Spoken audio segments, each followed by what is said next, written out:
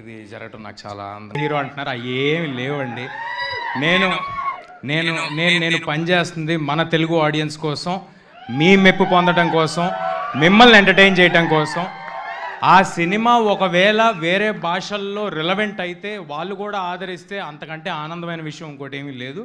But నేను పనిచేస్తుంది మాత్రం నాకు ఎల్లప్పుడూ గుర్తుండేది మాత్రం కథ వినేటప్పుడు కానీ పని చేస్తున్నప్పుడు కానీ దానికి లాస్ట్ మినిట్ డెలివరీ అయ్యేంత వరకు నాకు అనిపించేది మీరే, మీ ప్రేమే. మీ దగ్గరే నేను ప్రెస్ మీట్లు చేసుకుంటా, మీ ముందే నేను సినిమా రిలీజులు చేసుకుంటా, మీ ముందే పుట్టా, మీ ముందే పెరిగా, ఇక్కడే ఉంటా. థ్యాంక్ యూ అండి. నెక్స్ట్ ఇప్పుడు మిరాయి గురించి.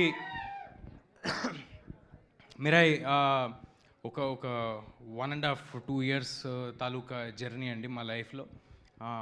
నేను హనుమాన్ రిలీజ్ కంటే ఒక 6 మంత్స్ ముందే ఈ సినిమా కమిట్ అవటం జరిగింది.